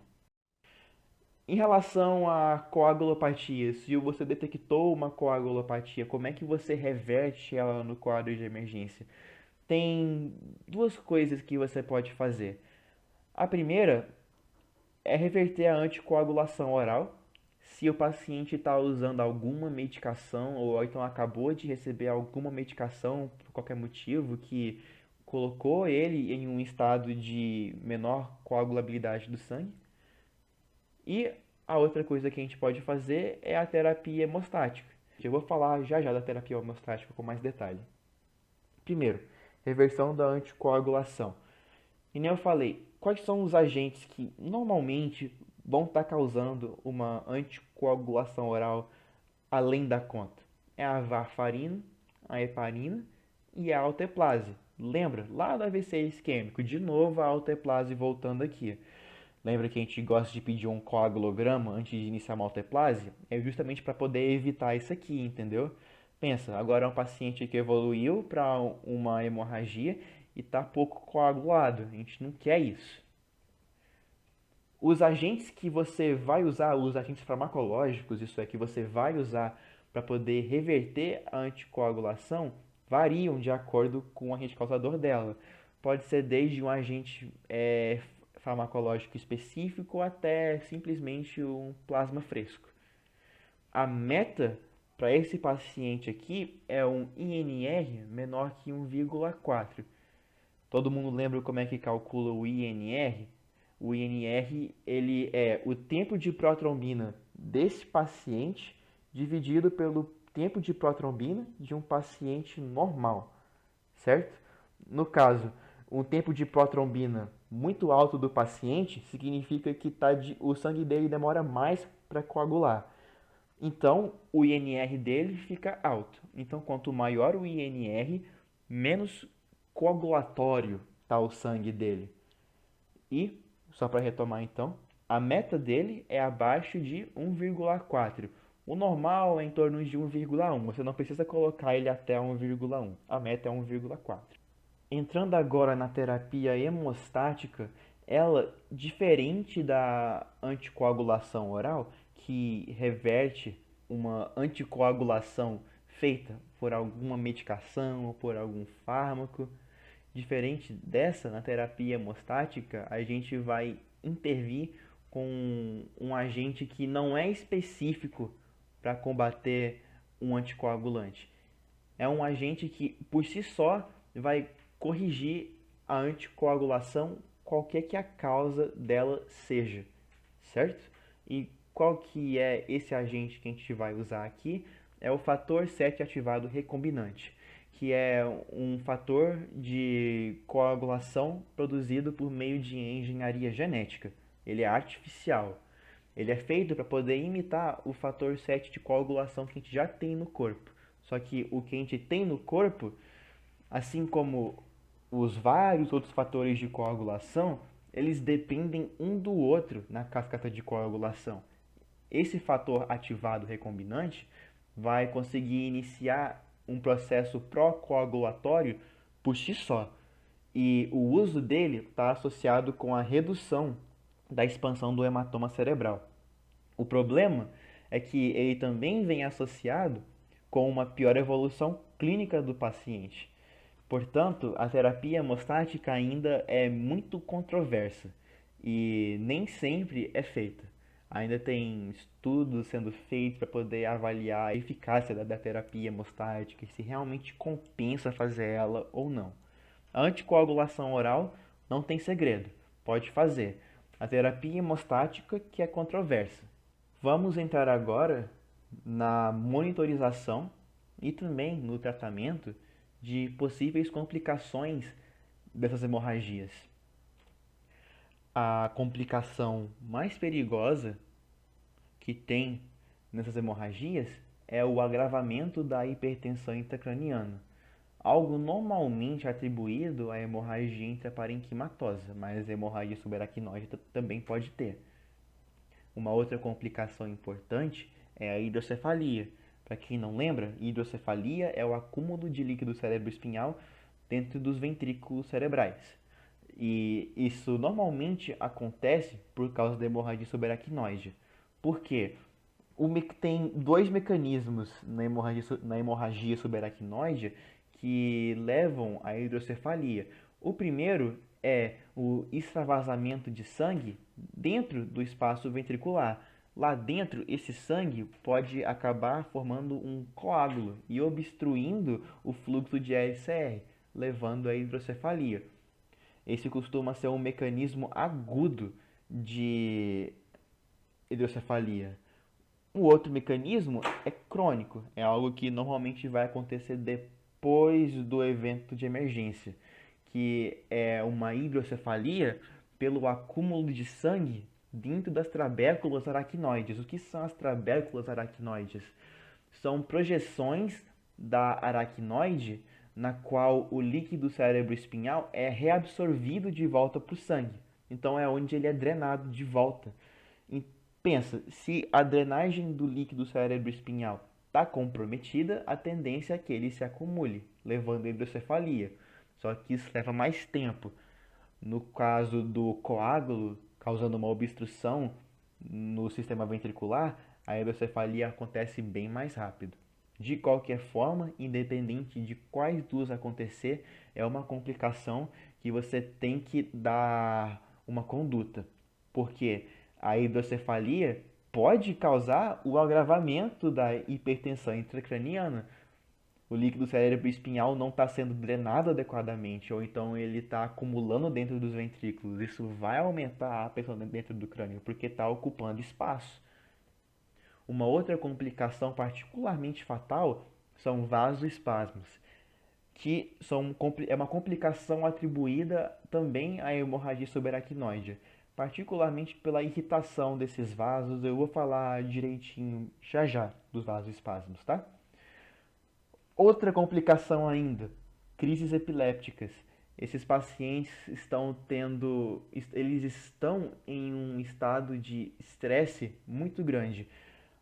Eu pretendo dar para vocês a monitoria de epilepsia. Lá eu vou falar direitinho de etiologias e como que o cérebro evolui para uma crise epiléptica, mas o ponto é que o cérebro ele tem que estar passando por algum estresse. No caso aqui, um estresse físico ainda, que é um sangramento. Lembra? Sangue é tóxico para o cérebro e isso pode causar crises epilépticas nesses pacientes que já estão instáveis. Então é uma complicação importante de se ter em mente. E a última que eu vou falar para vocês é a ocorrência de um novo sangramento. Um aneurisma que rompeu, ele rompe de novo. Uma artériazinha que estourou por causa da pressão. E aí outra história ainda no quadro de emergência. Novos sangramentos têm uma taxa altíssima de mortalidade. Dos que eu coloquei aqui, a complicação que, quando acontece, tem a maior chance de matar o paciente é o novo sangramento. No agravamento da hipertensão intracraniana, a gente já falou sobre como identificar que essa hipertensão intracraniana está agravando. Eu já falei para vocês como identificar clinicamente que esse paciente está em risco de morte iminente. Eu já falei por que essa hipertensão intracraniana acontece. Então aqui eu vou me ater às condutas, tá bom? Olha, a primeira que a gente tem que falar é evacuar o hematoma. Se você simplesmente evacua o hematoma, se você evacua o sangramento, você vai aliviar a pressão intracraniana. Eu vou falar já já de como essa evacuação pode ser feita, por causa que ela entra dentro das intervenções cirúrgicas que você pode fazer em um AVC hemorrágico. Uma outra forma de você intervir na hipertensão intracraniana é com a craniectomia descompressiva, que consiste na retirada de um flap ósseo que fala. Você vai abrir uma janelinha no crânio do paciente para o cérebro conseguir extravasar por ela, ao invés de herniar contra o bulbo. Uma outra intervenção é uma intervenção medicamentosa. Tem várias medicações à disposição. Um exemplo que eu coloquei é o manitol, que é um diurético osmótico. O ponto final da ação desse diurético vai ser reduzir edema. Ele ajuda a tirar o excesso de líquido dentro de órgãos. No caso aqui, o cérebro vai diminuir o edema dele, aliviando a pressão intracraniana. Um outro método que você pode fazer em leito é simplesmente elevar um pouquinho a cabeceira do paciente, por causa que isso ajuda a aumentar a drenagem venosa. Ou seja, a gente pode lançar mão de desde procedimentos cirúrgicos aqui, bem invasivos, como a craniectomia, até intervenções medicamentosas e coisas simples que você pode fazer em leito. É importante lançar mão de tudo isso na medida do possível para você controlar a pressão intracraniana desse paciente, porque hipertensão intracraniana mata. Agora, na hidrocefalia, a conduta vai depender da causa dessa hidrocefalia. Como assim? Lembra que eu falei que a hidrocefalia tem uma causa aguda, na qual um pouco do sangue da hemorragia subaracnoide adentra o espaço intraventricular, coagula lá dentro e obstrui o sistema ventricular, levando ao acúmulo de LCR e hidrocefalia? Então, nesse mecanismo agudo, nesse mecanismo obstrutivo, o método de preferência é a drenagem ventricular externa, em que você põe um tubinho e comunica ele com um armazenamento, um frasquinho, no qual esse líquido em excesso, junto com o sangue, vai drenar. O outro método é preferido para outra causa de hidrocefalia, que é a hidrocefalia subaguda, não a obstrutiva. A hidrocefalia pode ser classificada em hidrocefalia obstrutiva e comunicante. A comunicante é quando você não tem uma obstrução do sistema ventricular. Como eu falei há alguns slides atrás, o outro mecanismo de hidrocefalia se dá pelo acúmulo de sangue dentro das trabéculas aracnoides, o que dificulta a drenagem, a reabsorção do LCR de volta para o sangue. Se a reabsorção de LCR diminui, a LCR acumula hidrocefalia. E, de novo, não é por uma obstrução, é uma hidrocefalia comunicante. Nesses casos, o método de escolha é a derivação ventrículo-peritoneal. Por quê? Como essa é uma hidrocefalia que demora para se estabelecer, se você deixar uma derivação comunicando o sistema ventricular com o peritônio, à medida que o LCR se acumula, ele vai automaticamente drenar para o espaço peritoneal, onde ele vai ser reabsorvido, tornando o segmento desse paciente muito mais fácil. Além dessas vantagens, outras vantagens desses dois métodos é que por meio dos dois, Você vai estar prevenindo hipertensão intracraniana. Por meio desses treinos, você pode monitorar essa pressão intracraniana. E esse último, que eu pus um asterisco, ele não é tanto uma vantagem, ele é um procedimento extra. Autoplase intraventricular, no caso, se refere à hidrocefalia aguda. Lembra, na hidrocefalia aguda você está pensando no coágulo obstruindo o sistema ventricular. Uma medida que você pode fazer para tentar dissolver esse coágulo e ter resolução da hidrocefalia é você injetar alteplase intraventricularmente. Só que estudos até agora não falam bem desse procedimento. Até o momento ele não tem uma boa taxa de melhora clínica. Então, até o momento, a preferência é não fazer ele. Uma outra complicação particularmente fatal são vasoespasmos. Eles acontecem por causa de uma irritação dos vasos. Quando você pensa em inflamação, você pensa em vasodilatação. Mas no caso, particularmente de vasos lesados, o mecanismo local vai levar à contração da musculatura do vaso, uma contração da musculatura da túnica média. Por que isso acontece na lesão vascular? Para evitar perda excessiva de sangue, o que normalmente é bom e é desejável.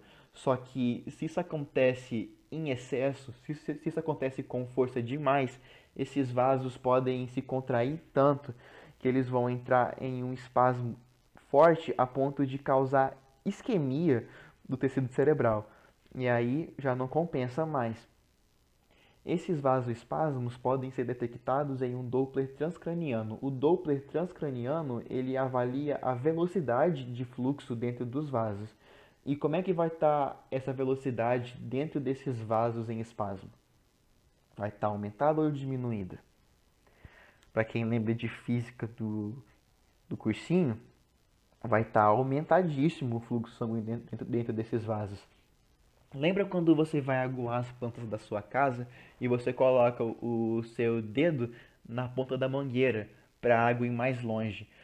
Quando o tamanho do cano ou do espaço por onde um fluido está correndo diminui, quando esse lumen diminui, o fluxo fica mais rápido.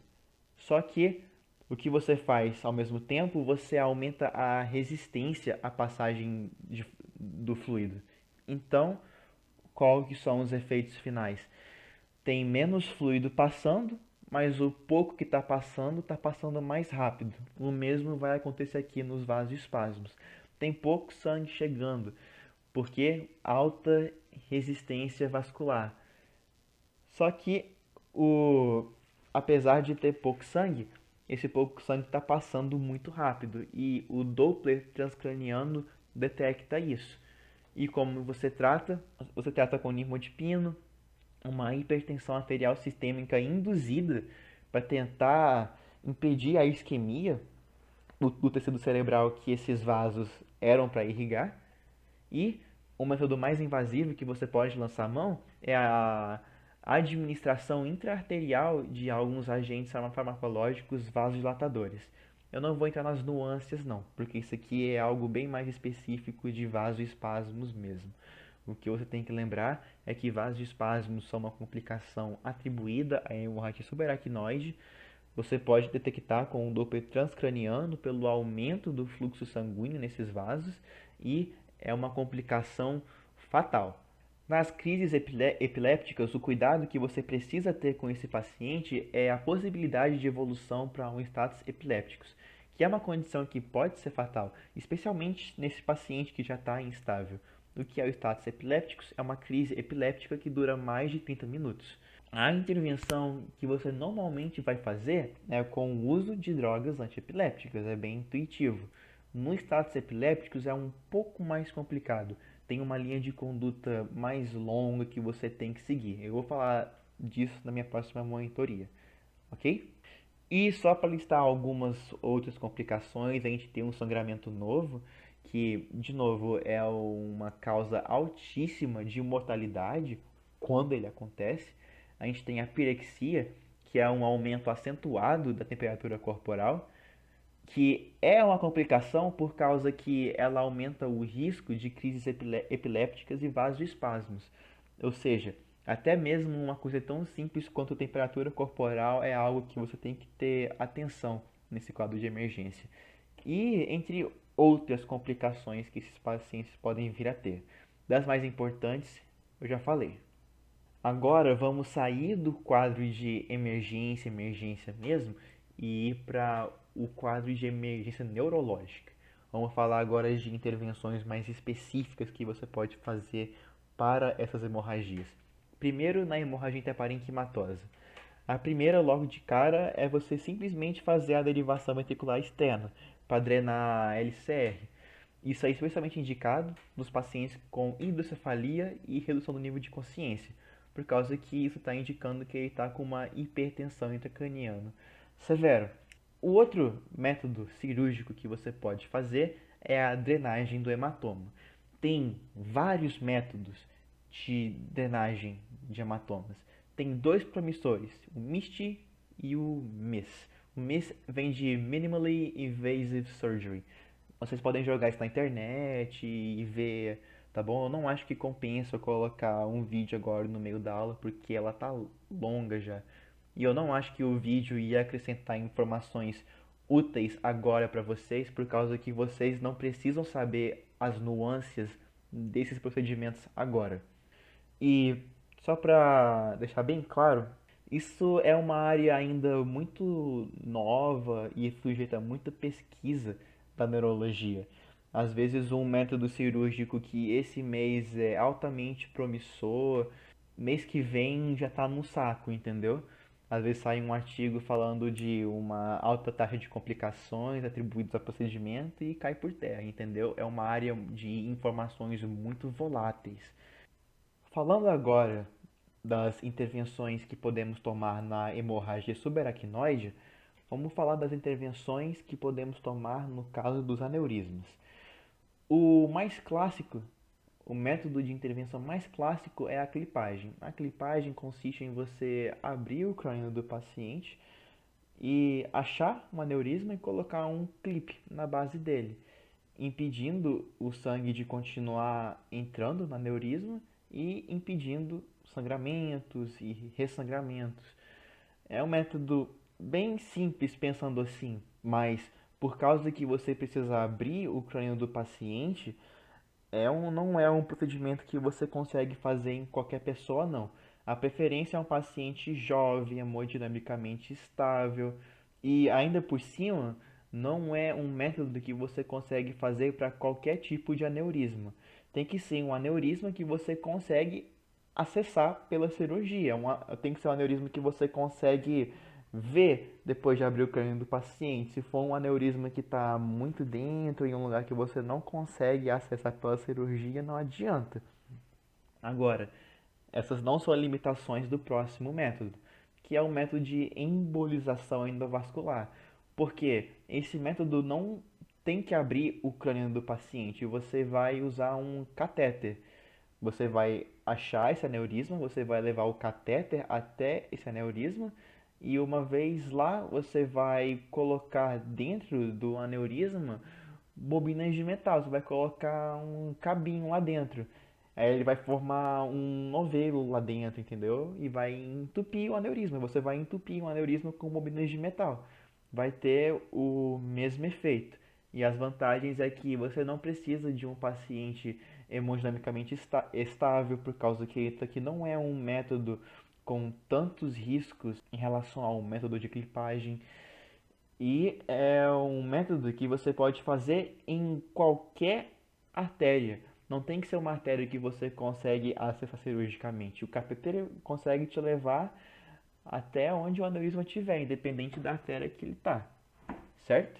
Em relação à intervenção cirúrgica, ainda na hemorragia subaracnoide, só que nas malformações arteriovenosas, como etiologia, temos três opções que a gente pode lançar mão. A primeira é a ressecção neurocirúrgica, na qual você vai abrir o crânio do paciente, vai achar a malformação arteriovenosa e você vai remover ela cirurgicamente. O outro método é a embolização endovascular. Como o método de embolização do aneurisma também envolve um catéter, só que aqui você não vai usar bobinas de metal, você vai usar uma resina ou uma cola para poder embolizar esses vasos mal formados e impedir o fluxo de sangue por através deles. Um outro método, que é o método minimamente invasivo, é a radiocirurgia estereotáxica, que tecnicamente nem é uma cirurgia no sentido de que você não tem que sedar o paciente, não tem que abrir o crânio dele, não tem que usar catéter, nem nada. E é um método que consiste na utilização de altas doses de radiação em pontos bem específicos do cérebro.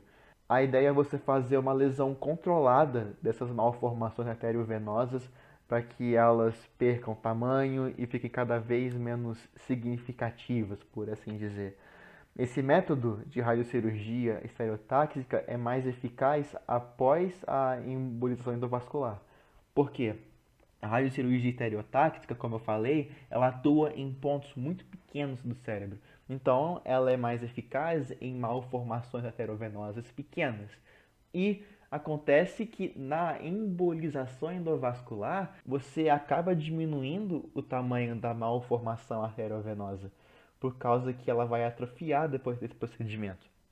Então, o mais eficaz de se fazer é, no quadro de emergência, você embolizar endovascularmente a malformação arteriovenosa e depois acompanhar o paciente com radiocirurgia estereotáxica. Em relação ao hematoma subaracnoide em si, a gente pode intervir com terapia trombolítica, que consiste na administração de alteplase intracisternal, ou seja, dentro do espaço subaracnoide. Essa alteplase vai levar à resolução, à quebra desse hematoma. Um outro método que a gente pode fazer é você abrir o crânio do paciente e fazer a aspiração e a irrigação do local da cisterna onde está tendo o sangramento.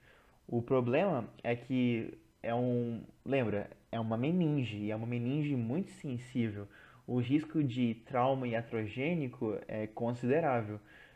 E um outro problema é que você pode ter uma remoção inadequada desse hematoma por esse método. Um terceiro método ainda que você pode lançar a mão é o de drenagem de LCR, porque isso vai ajudar a diminuir um pouco a pressão dentro da cisterna subaracnoides, dentro do espaço subaracnoide. Só que tem o perigo de você drenar LCR demais e acabar precipitando a ocorrência de um novo sangramento. Calma, a gente está acabando, tá bom? Eu vou só falar agora para vocês em relação a alguns cuidados que a gente tem que ter com esse paciente após o quadro de emergência. Você estabilizou esse paciente, ele saiu da emergência, só que ele ainda é um paciente que pode desestabilizar a qualquer momento ainda. É um paciente volátil ainda, então você tem que manter ele em observação, tem que manter ele internado ainda no hospital. E alguns cuidados básicos que você precisa ter com ele envolvem o controle da temperatura corporal dele para evitar pirexia, profilaxia de TVP, porque ele é um paciente que vai ficar parado um tempo no hospital, e o uso profilático de drogas antiepilépticas para evitar crises epilépticas. E algo que é importantíssimo de fazer é checar os fatores de risco modificáveis dele. Isso inclui hipertensão arterial sistêmica, diabetes mellitus, dislipidemia, sedentarismo, etilismo, dieta, tudo, entendeu? É um paciente que já teve um evento hemorrágico e ele já está em risco de ter outros eventos hemorrágicos no futuro. Então, você não pode esquecer de ver e acessar e intervir nos fatores de risco modificáveis dele.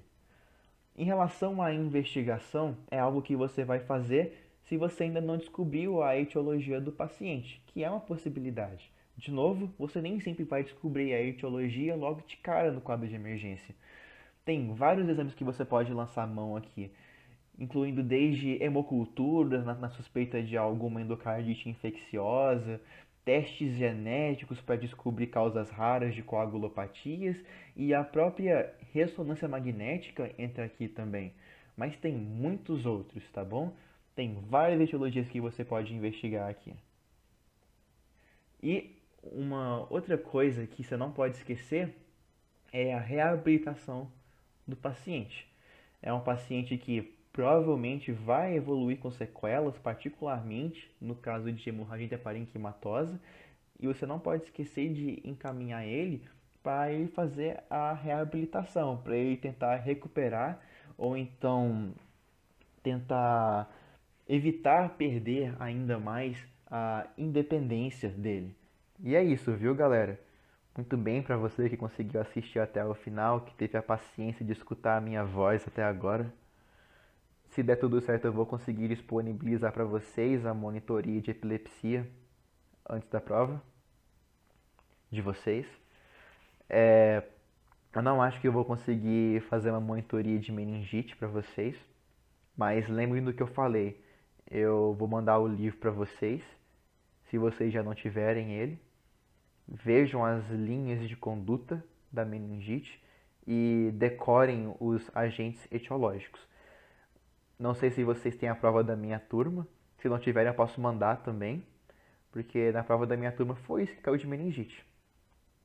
O assunto que foi mais prevalente na prova da minha turma foi epilepsia.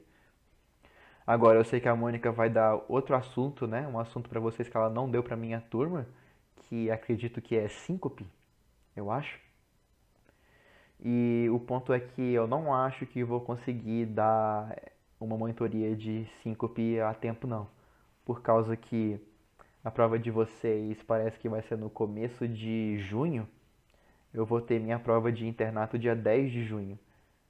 E vai cair bastante coisa, eu preciso estudar para ela ainda. Então eu não acho que eu vou conseguir. Mas assim, AVC hemorrágico e epilepsia, no mínimo, eu faço questão de disponibilizar para vocês. Certo? Então é isso, viu, galera? Eu preciso dormir. Você que queria alguma frase motivadora no final da minha aula, você pode usar a sua imaginação e colocar uma frase bem legal aqui usando ela. E eu vou deixar com vocês um vídeo para não encerrar a monitoria com um tom muito sério. E até mais, galera.